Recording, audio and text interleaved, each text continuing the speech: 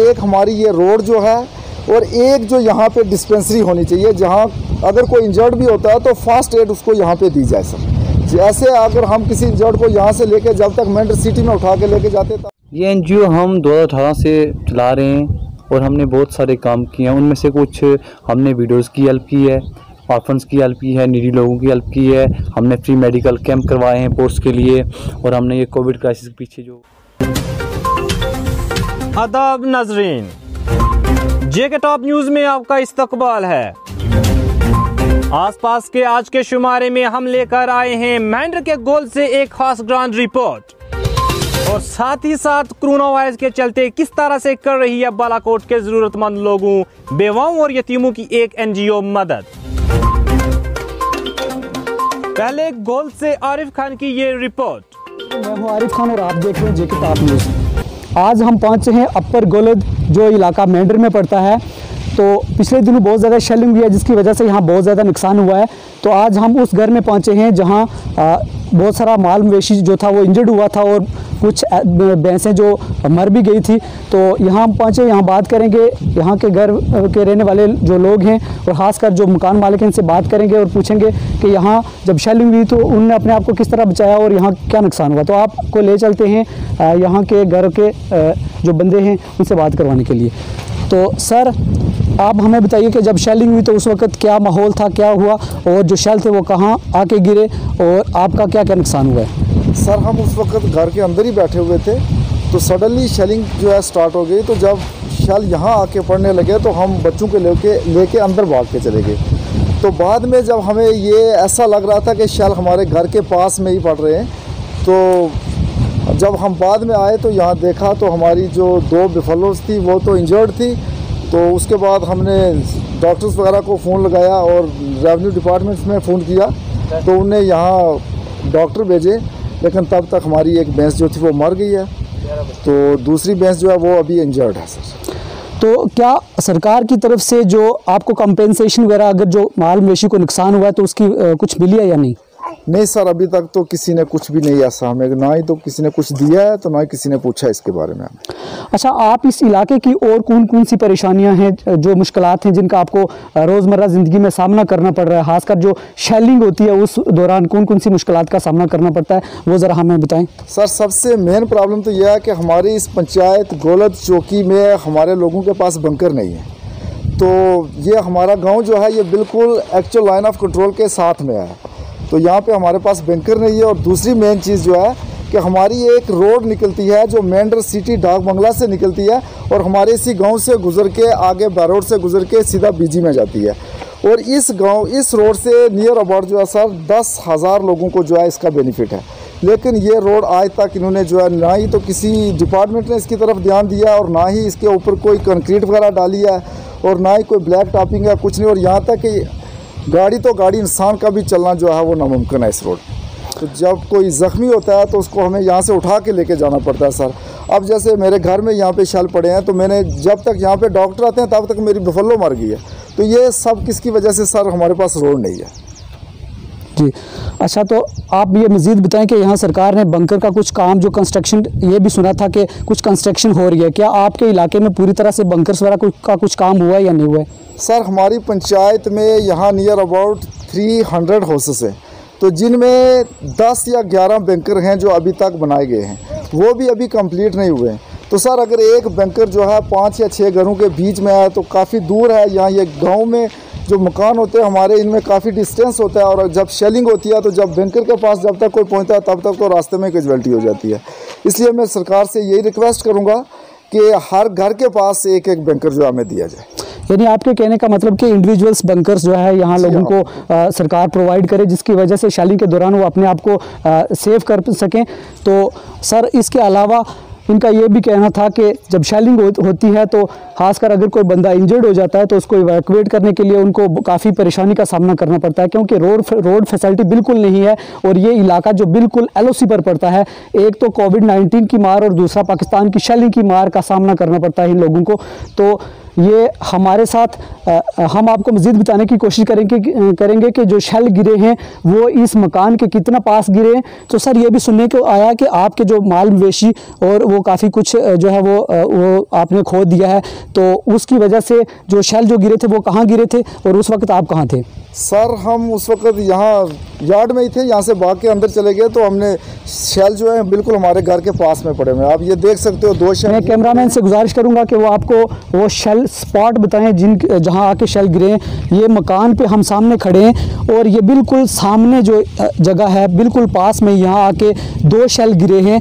तो आपको ये कैमरे में दिखाई दे रहा है कि ये शेल कितने पास गिरे और जिसकी वजह से ये जो कैटल शेड बना हुआ है, तो कैटल शेड के पास गिरने की वजह से इनकी जो एक भैंस थी वो भी जो है वो ख़त्म हो गई है, मर गई है, तो जिसकी वजह से इनको काफ़ी परेशानी का सामना करना पड़ रहा है।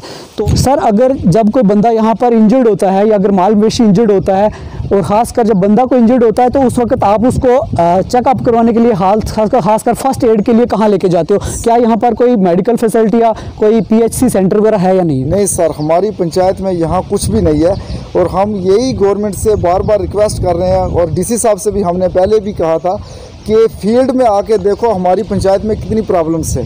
हम यही डिमांड कर रहे हैं बार बार कि एक हमारी ये रोड जो है और एक जो यहाँ पे डिस्पेंसरी होनी चाहिए, जहाँ अगर कोई इंजर्ड भी होता है तो फास्ट एड उसको यहाँ पे दी जाए सर। जैसे अगर हम किसी इंजर्ड को यहाँ से लेके जब तक मेंढर सिटी में उठा के लेके जाते तब तक तो उसके रास्ते में डेथ हो जाती है सर, या तो वो इतना ज़्यादा इंजर्ड होता है कि वो जब रिकवर होता है तो उसको 1-1, 2-2 साल लग जाते हैं सर।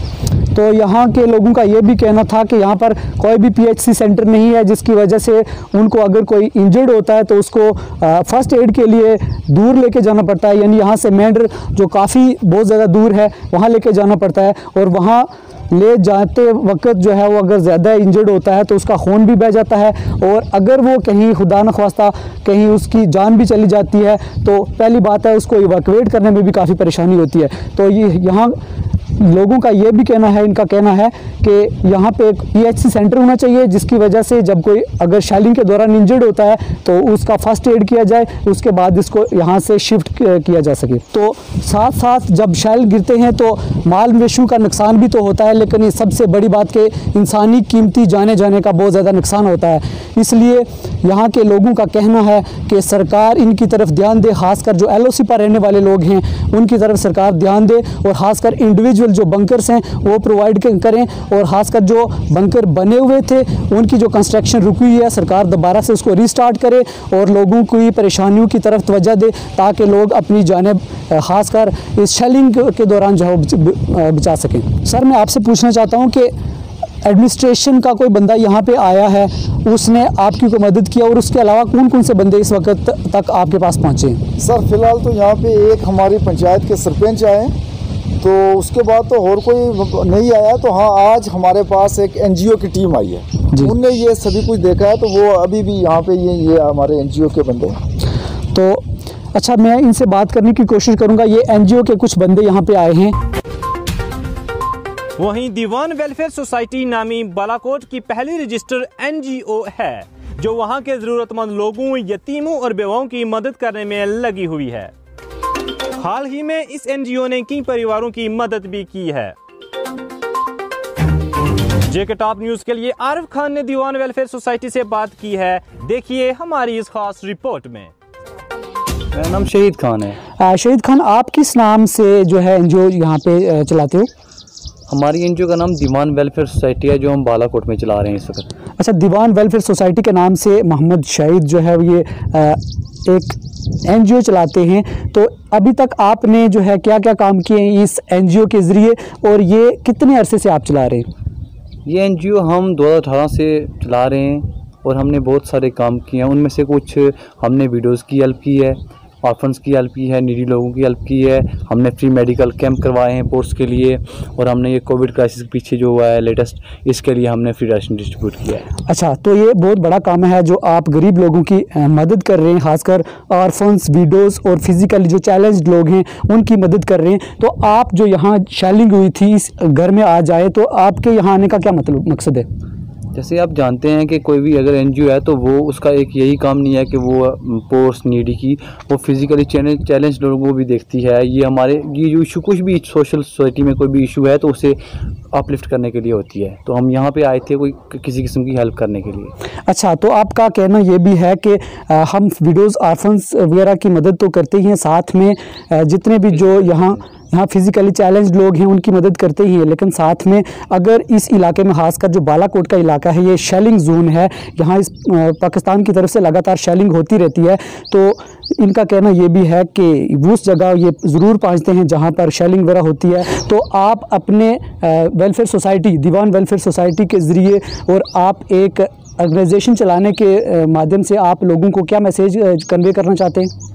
मैं जेके टॉप न्यूज़ से के माध्यम से मैं कहना चाहता हूँ कि कोई भी अगर वॉलंटियर हमसे हमारे साथ काम करना चाहता है तो वो हमें ज्वाइन कर सकता है।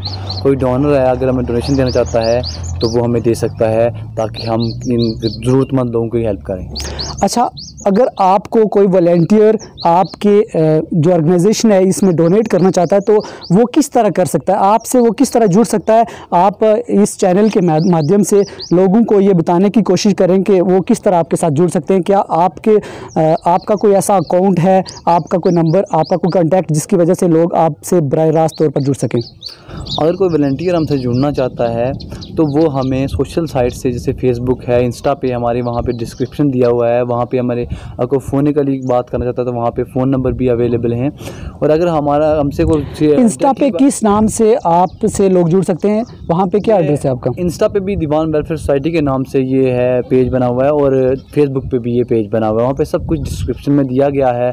वहाँ पे ये जो हम शेयर करते हैं, कोई भी चीज़ करते हैं तो हम वहाँ पोस्ट करते हैं। इनका ये भी कहना है कि अगर कोई वॉलंटियर इनके साथ जुड़ना चाहता है, इनकी ऑर्गेनाइजेशन जो कि एनजीओ है दीवान वेलफेयर सोसाइटी के नाम से, अगर कोई जुड़ना चाहता है तो वो डायरेक्टली इनके साथ फोनिकली कॉन्टैक्ट कर सकता है।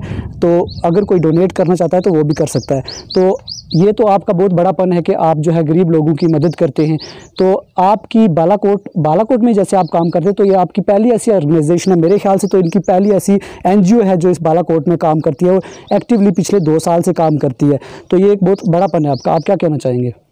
ये कोई बड़ापन नहीं है, मैं आपसे कहना चाहता हूँ कि ये सोशल इशू है। अगर हम नहीं करेंगे तो कौन करेगा? किसी न किसी को तो करना पड़ेगा। तो ये थे हमारे साथ दीवान वेलफेयर सोसाइटी के शहीद भाई, जिनने अपना तारफ़ करवाया और अपनी एनजीओ के बारे में बताया। तो इनने ये भी कहा कि अगर कोई वॉलंटियर इनकी मदद करना चाहता है, कोई इनके ऑर्गेनाइजेशन के साथ जुड़ना चाहता है तो वो जुड़ सकता है। तो देखते रहिए जेके टॉप न्यूज़। मैं हूँ आरिफ खान, इजाज़त दीजिए। मज़ीद खबरों के लिए लॉग इन करें www.jktopnews.com पे। हमें फेसबुक, इंस्टाग्राम, यूट्यूब और ट्विटर पे जरूर फॉलो कीजिए। मिलते हैं नई खबर के साथ, तब तक के लिए खुदा हाफिज।